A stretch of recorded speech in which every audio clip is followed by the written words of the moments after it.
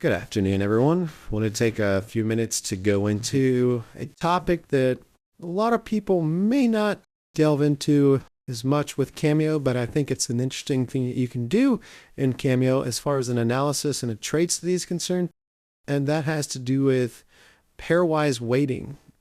So where this comes from is part of the analytical hierarchy process, and one of the interesting things about this is it's one aspect of an objective function that will allow you and help you to figure out what the weights of the different criteria in your trade study should be based on stakeholder feedback and what they consider more important and less important.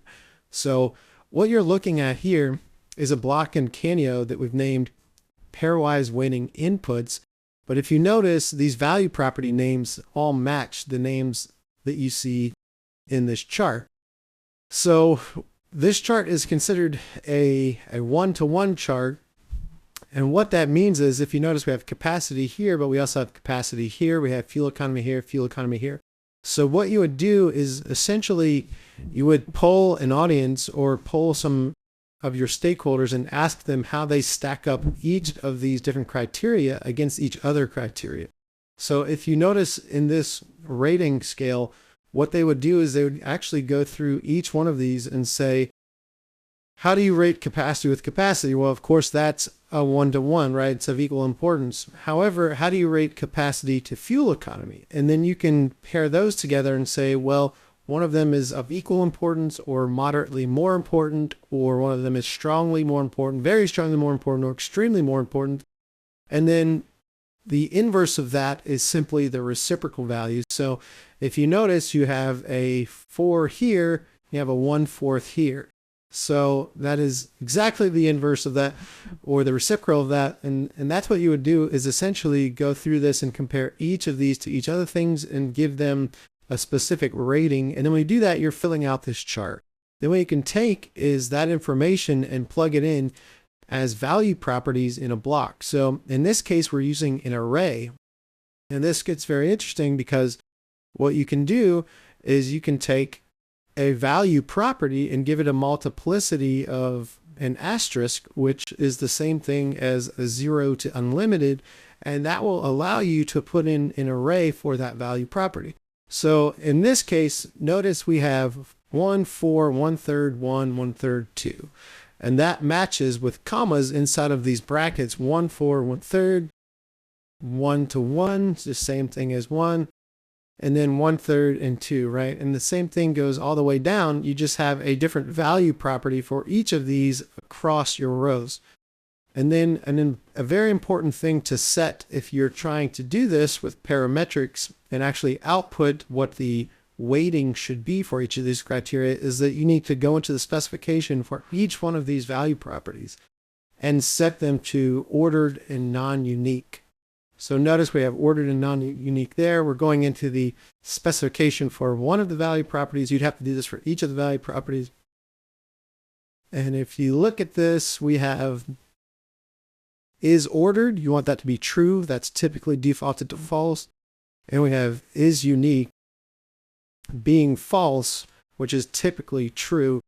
So is unique false is the same thing as non-unique. And what that'll do is it'll keep values from dropping out that are duplicates. So typically in Java, because this runs in a Java environment, when you execute this, if you have values that are duplicates and you do not set that value to non-unique, what will happen is all of the unique values, so if you have a 1 and in a different place you have a 1 in that same array, it'll drop those duplicates and then you'll end up with a shorter array that will not have all the values that you'd like it to have.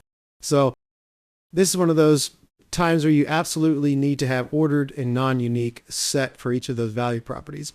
Then what you can do with this is create constraints that will actually take in each of those value properties. Let's see if we can, I have a different BDD for the constraints here. This is part of the analytical hierarchy process where it actually has you taking in those values and then performing what is called a geometric mean. So a geometric mean simply multiplies all of the values in the array by each other value and then increases it to that In this case, 1/6 because there are 6 values. However, if there were 10 values, you'd increase that to the 1/10 power, and that is what creates what is called a geometric mean. So you will do this geometric mean for each of those criteria in that block that you have. And what that looks like when you put together a parametric is this. So notice we have that one value property here that is called comfort. However, it has all of those values in the array here. And this is important where you have this parameter. The parameter has a multiplicity that is set to an asterisk as well, which allows that array to come into that parameter. Otherwise, it would not allow an array to enter. It would only allow one of the values in the array to enter that constraint. So what you do is, in this case, is you call out the name of your parameter. So notice we have comfort's the name of the value property. However, criteria is the name of the parameter.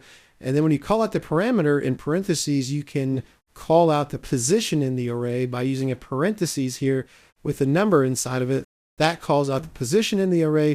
You multiply that by each other position in the array. And then, of course, increase that to the 1/6 power. So that's the same as the constraint you were looking at a moment ago. However, this is a constraint property instead of a parametric, which is the usage of that constraint block. Now, looking at the output of this, we have geometric mean as the output. So notice all of that is assigned to geometric mean, which is the name of this output parameter. That output parameter then goes in 2 different directions for each of these. So we have one function here that sums up all of those geometric means, and that produces what is called, in this case, the geometric mean total. Or, I'm sorry, that is called the sum of all geometric means. So the sum of all geometric means is simply the sum of the GM total. Sum is that function. GM total is the name of this parameter that has all of those geometric means entering it. And then that spits out here. So I'll go ahead and run this simulation. And what you'll see is some values will be output here. So in this case, we see that sum of all geometric means is this value, 7.7. And then what we end up with is what each of these weights should be based on all of that input. And this is very critical because a lot of times people take wild guesses at what the weight should be in a trade study. So for instance, a lot of people will say, well, I think that comfort is worth about, 30% of the weight, whereas the cost is worth 50% of the weight, or, whatever have you. They will make up values for each of these. In this case, you end up with a more objective weighting for that. Then these weights would then be taken into a different part of your model and multiplied against what the actual safety value ends up being for that specific instance of a car, if in this case, or it could be any different item, or in this case, the cost. If you had a certain cost for different items that you were comparing, you'd at least know what the weight should be. So in this case, when we say the weight is 0.07, that is the same thing as saying it's a 7% weight. And all of this, of course, will add up to 1, which would give you that 100%. So all of these do need to add up to 1. And down here is where you can see a lot of that data. So where you see this array that was taken in, it spits out the capacity weight ends up being 1.1265, which is the same as 12.65%. So that's very, very useful if you are actually trying to analyze and determine what the weight aspect of your trade study should be. If you have any questions on this, please feel free to reach out. Thanks.